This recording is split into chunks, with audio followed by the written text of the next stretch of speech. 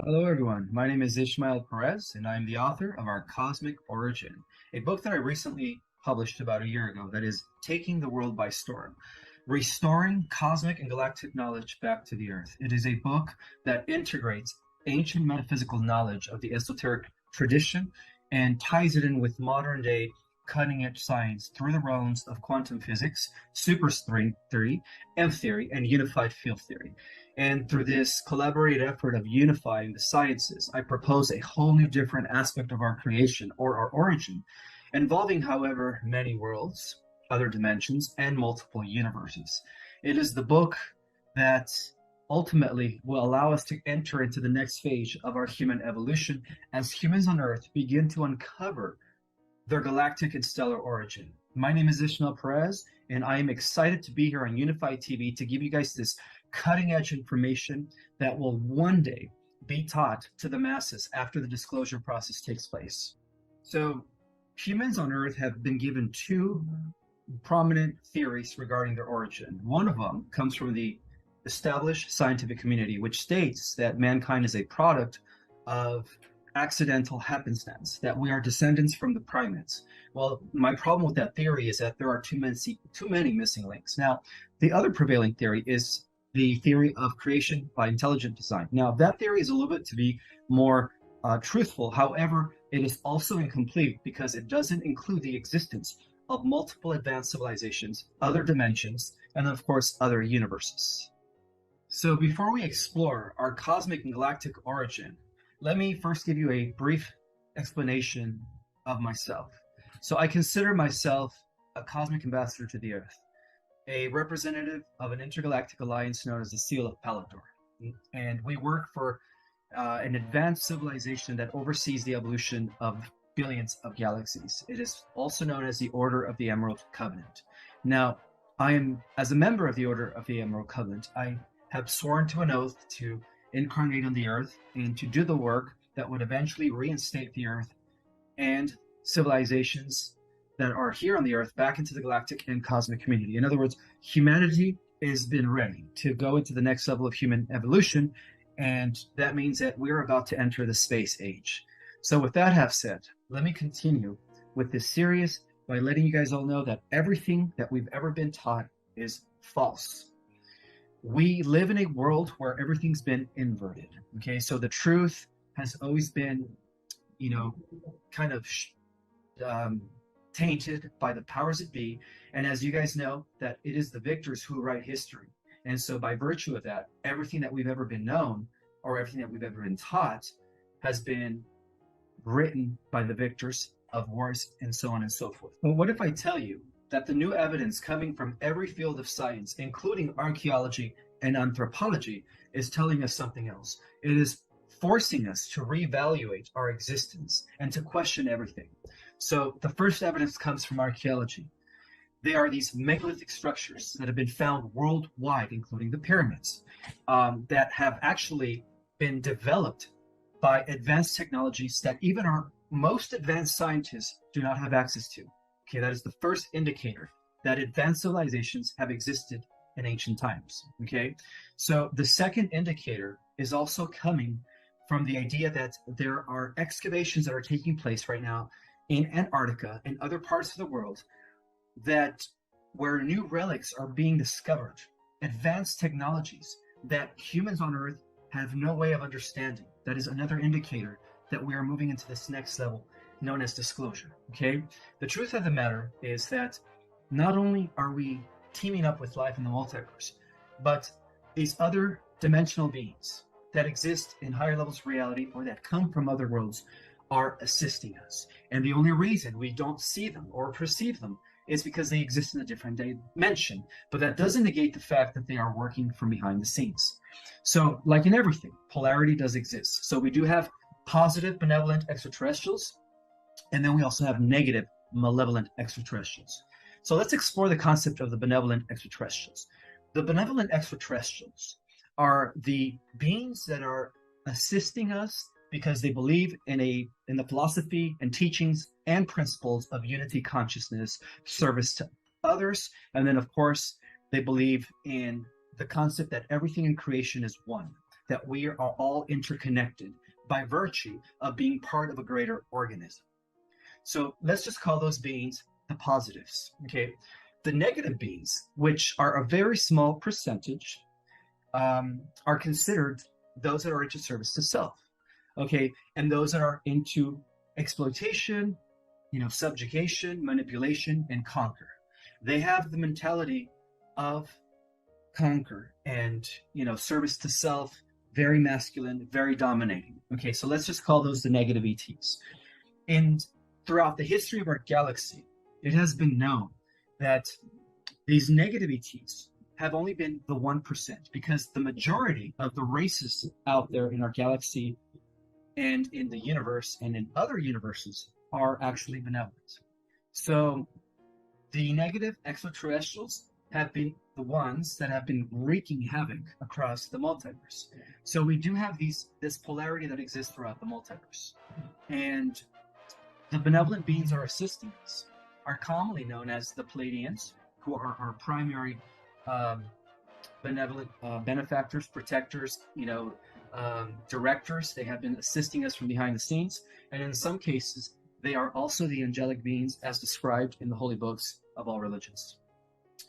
The next group of benevolent beings are the Arcturians. The Arcturians are considered to be an advanced ninth-dimensional collective with the most healing of technologies that have ever existed.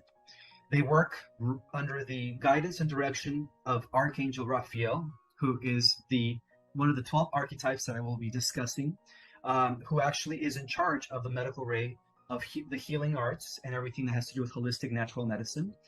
And they're also assisting us in the restoration of advanced natural healing modalities, such as the medbeds, holographic regenerators, as well as cosmic celestial chambers, among many others.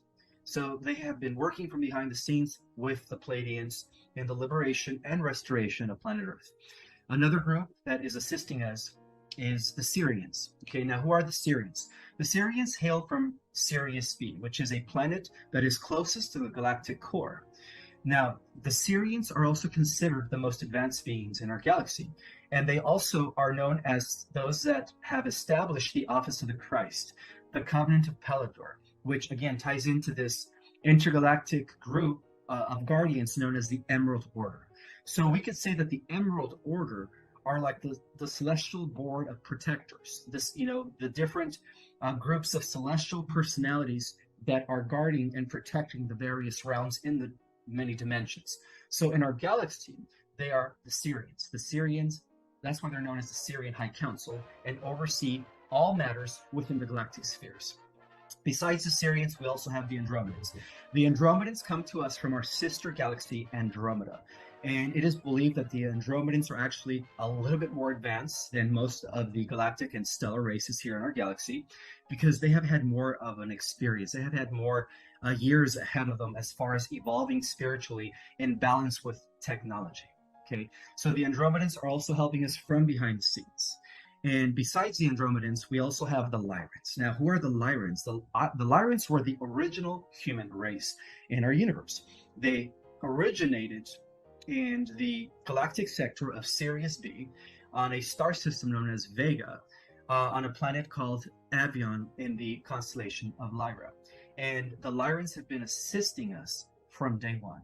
And many believe that all the different galactic humanoid species that exist not only throughout the galaxy, but throughout our universe, all are descendants of the Lyrans. So the Lyrans are actually the cradle of all human civilization. So if you want to say that the fact that the original atom was not developed here in our world, but was developed billions of years ago in Lyra, that's where our origin began, as far as our local universe is concerned. Besides the Lyrans, we also have other humanoids known as the Alpha Centaurians, the Procyons, the Hadarians, and then, of course, from our own local star cluster, we have the Venetians. Okay, the Venetians and those that come from Jupiter and Saturn. And that is, again, one of the biggest disclosures is the fact that There are currently existing advanced civilizations on the jovial planets, but they operate on different dimensions. So that's why our scientists cannot currently perceive them, because they're operating from the higher fourth, fifth, sixth levels or densities of reality. So our entire universe is teaming up with life. And one thing to understand is that most of the aliens are not little green man. They are humanoid, okay? Because there is a common ancestry that we humans on Earth share throughout the multiverse.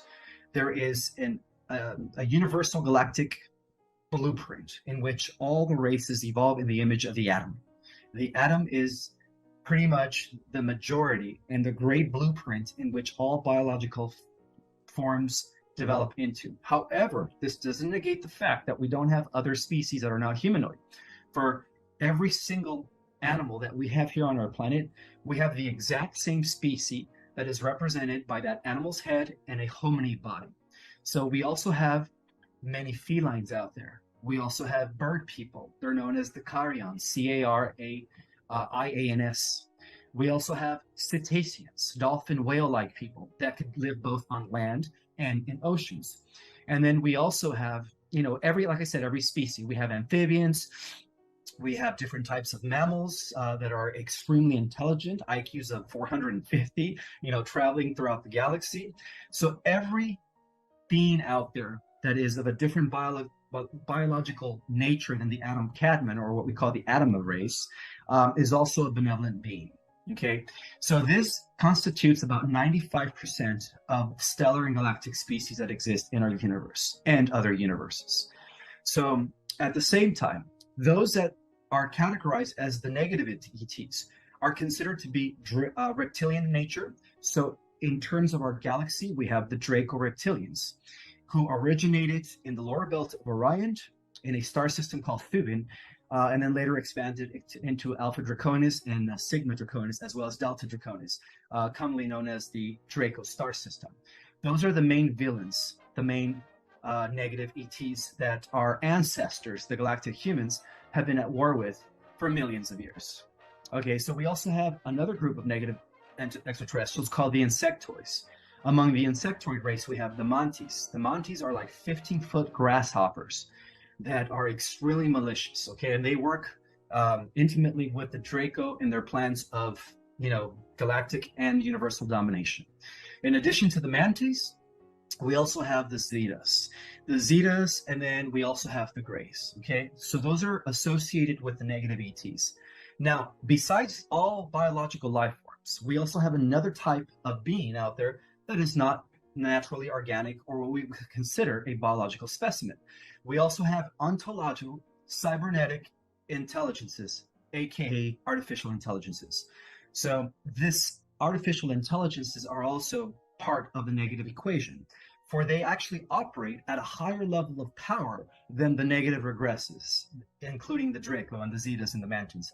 They are their boss. So basically, what our entire galactic and cosmic community has been fighting for billions of years at the highest level of reality is artificial intelligence. So ultimately, we have been at war with artificial intelligence. And so those are the different types of species that exist throughout the multiverse. So now that we have an understanding of the different extraterrestrial races, both biological and cybernetic, we can now uncover the true history of the Earth and the galactic history. So in essence, our true origin, as mentioned, was in the Lyra system. That's when the original humans were so spiritually advanced. They actually operated on 12 different densities, or what we call 12 dimensions. They were so in tune with their spirit while maintaining physical form that they were perfect examples of divine immortal beings. So in our original status, we were all immortal, as our ancestors were. Our ancestors were the first ones to come into the picture as immortal. And one of the reasons why they were immortal was because they were operating with their light body, which accessed the universal life force that is connected to the central sun. And we will cover the topic of the central sun in the next chapter or in the next video. But for now, according to my research and according to my downloads, the first humans originated in Lyra. From Lyra, they set out on a peaceful exploration of space, and not using external technology, but using an advanced consciousness-based technology, where through their light bodies, they were, as an extension of themselves, they were able to traverse and travel the different dimensional spheres and the different solar systems. So the first systems that they colonized were associated with the constellation of Lyra. They come from planet Avion. That's where they originated. From planet Avion, they were able to peacefully colonize Avalon and Apix, the 3As, and then, of course, the surrounding systems. They were so advanced that all of their architectural buildings that they developed, again, were not done with external technology, but with an advanced consciousness where they were able to fuse their mind with the elements. And by manipulating the natural elements and nature, they were able to develop beautiful architectural structures that later looked like a beautiful tall skyscrapers, to the clouds, as well as building the most amazing, elaborated amusement parks, buildings, and societies with the power of their mind. So they were their technology was a consciousness-based, advanced way of manipulating and bending nature to their will. Okay, so that was our ancestors. Now, from that point, they wanted to explore different parts of the galaxy. And so they first went to a place called the Ring Nebula.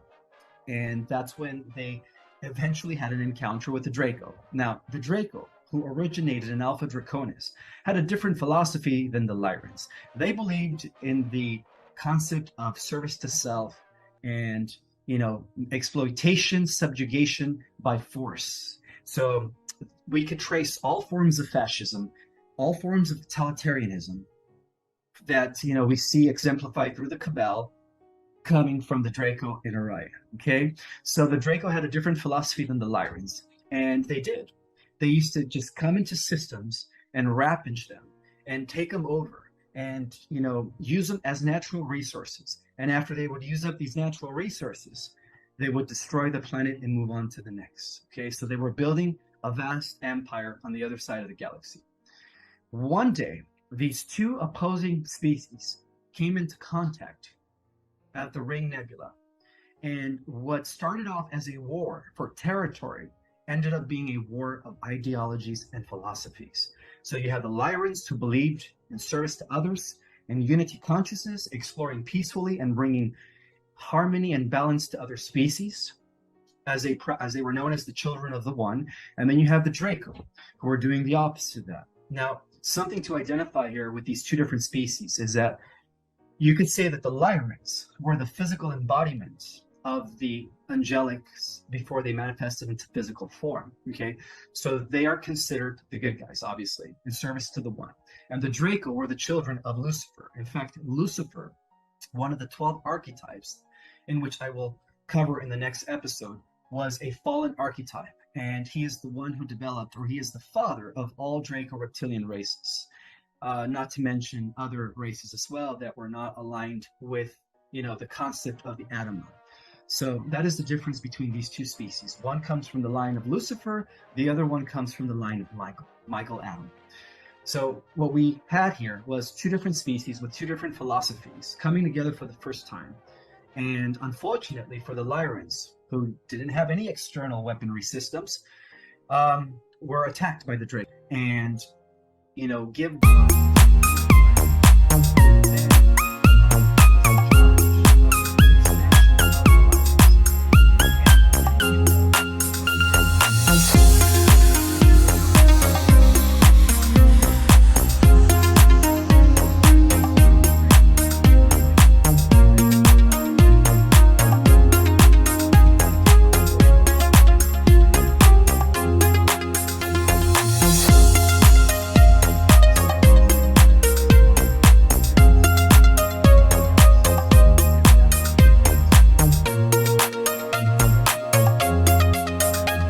Galaxy, and perhaps even the entire universe. That event became known as the Galactic Humanoid Diaspora.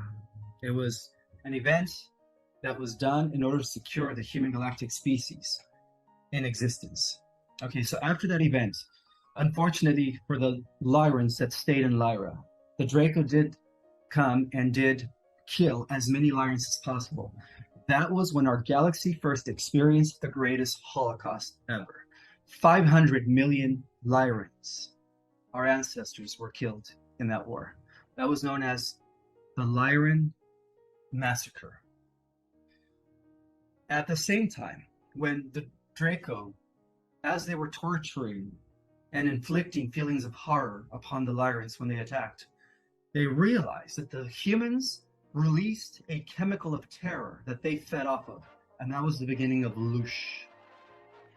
Later on, we come to discover that that's what they have been extracting from kids and humans that are being tortured as adrenochrome. Okay, it is the same substance that the Draco have been living off. It is like a drug to them.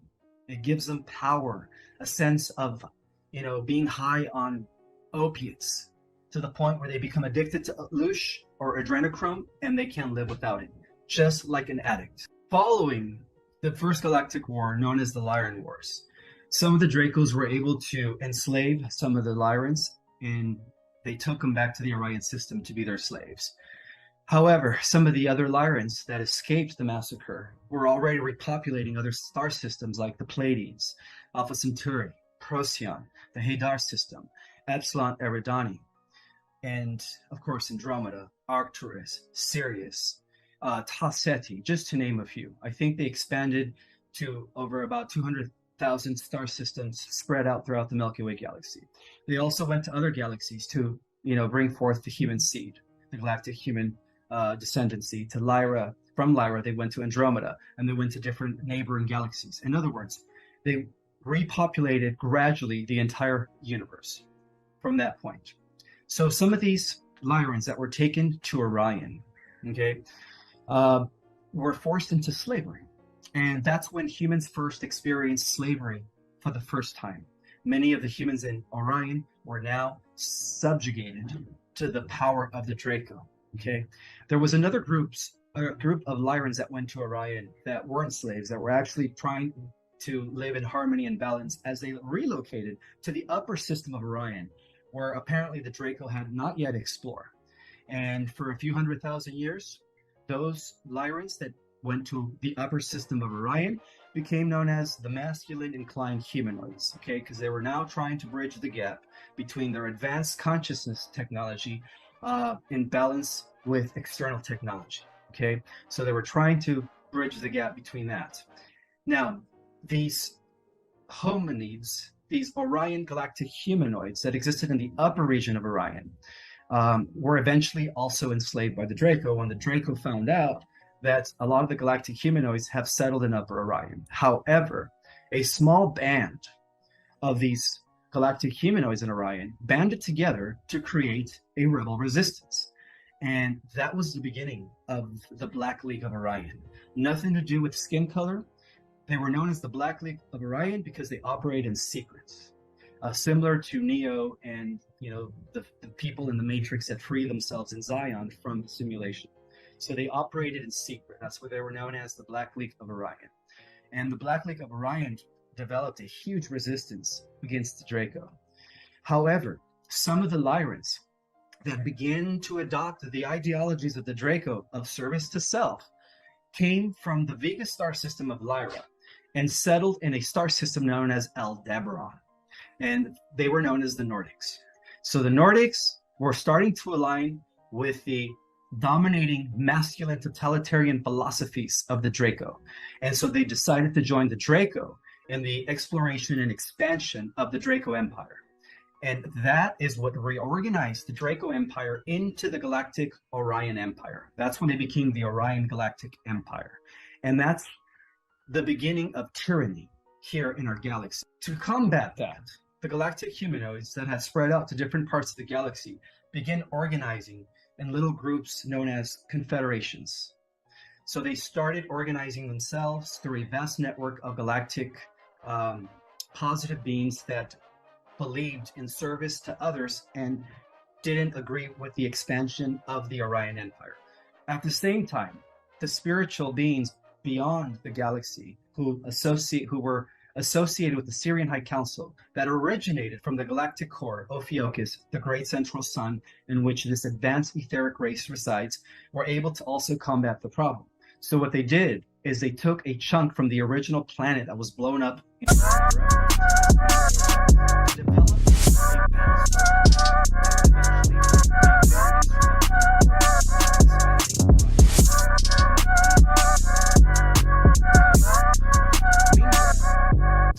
expanding while the Orion Empire was trying to expand into different systems, they were managed by these confederated regions, these galactic confederations, and that went on for a few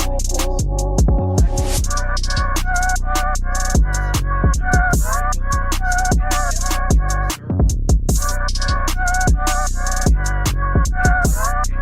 But back in the Council. It was directed to integrate all the different confederations into one big galactic federation, and that was the beginning of the Galactic Federation of Free Worlds. So with the establishment of the Galactic Federation of Free Worlds, which was established approximately 8 million years ago, now there was two opposing interstellar fleets that were battling out for the outcome of the entire Milky Way. We have the expanding Orion Empire, who wanted to bring the entire galaxy under their control and power. And then we have the Galactic Federation, mainly led by the galactic humanoids in collaboration with other non-human biological specimens, as mentioned, like the cetaceans, the felines, the bird people, etc., etc. And they have that one thing in common: to protect the galaxy from being totally conquered by the Orion expanding empire. Now, those wars were generally known as the Orion Wars because they were mainly fought within the Orion system and right outside of the Orion system. That's where most of the galactic wars took place. Now, we could also say that George Lucas drew a lot of information from the Akashic records to interpret it in a very understandable way when he wrote the movie Star Wars. Because when you think about it, in the movie Star Wars, you had the Galactic Empire and the Galactic Republic. Well, in our case, the Galactic Republic is the Galactic Federation. The Galactic Empire of the Sith, of the Rakata Empire, is known as the Orion Empire in our galaxy. We had two bloodlines. We have the Sith Lord, which are the Draco, right? Those that come from the line of Lucifer. And then we also have the Jedi. Those are the Guardians, right? The Council of Guardians that come from the line of Michael that originated in Lyra. So that's where George Lucas drew from the Akashic records to write the trilogy known as Star Wars. And so that war went on for millions and millions of years. So it is my honor to say that after millions of years of fighting this war, the Galactic Federation has actually pinned down in an effort to secure most of the star systems and worlds, which many have been destroyed throughout the galactic wars, pinned them down here into our solar system for one final defeat. And that explains why now there are no more negative aliens running our galaxy or exploiting our galaxy in any malicious way. The Galactic Federation is now in key position to, bring forth a better world for everyone in the galaxy. But they're not going to openly intervene because they do have galactic laws that they follow, like the law of non-intervention. However, they do help us from behind the scenes. They are helping what we call the Earth Alliance, or the White Hats, and they have been assisting the Earth Alliance for many, many years, thousands and thousands of years. So that's another thing I wanted to share, is that the Earth Alliance does have a history that could be traceable back to Lyra. And it is also believed that due to this preservation of 80% of our galaxy and other galaxies, that upon the ascension of the Earth, that the Earth stock, that means us and the species of the Earth, are going to repopulate the entire Milky Way and other galaxies. So that was part of the galactic prophecies. And it is my honor to say that we are almost there, that this beautiful golden age of light that has been prophesied throughout the galactic, history of the Earth, because all prophecies come from other worlds. All prophecies ultimately originated with Prime Creator Source, because at the highest level of reality, all the benevolent species out there, those that are associated with the children of the One, that follow the unity consciousness law of service to others, are all bounded to this Prime Creator, this one energy source, that through this energy field, known as unified field, through quantum physics, can be experienced and explored by every living thing, and it is all around us. And they understand the unity of everything through that, great unified field of intelligence that we call the Spirit of God, that is known as the Force in the movie Star Wars. In the East, it's known as chi, prana. It is all around us. It is a living energy. And every being in the galaxy and in the multiverse that lives according to the law of one and in service to others is in constant communication and in communion with this field of energy known as the one. And that is the difference between the benevolent races and the malevolent races that defected from unity consciousness or service to others. Especially those regressives that fell under the control of the artificial intelligence that will be discussed in another episode. My name is Ismael Perez, and it is my honor to bring you guys the next level of disclosure, the true origins of mankind. In this next video, we will explore the multiverse, the organization of cosmos, and where the Earth stands in relationship to the higher realities. I hope you guys all have a wonderful week, and we'll see you next week.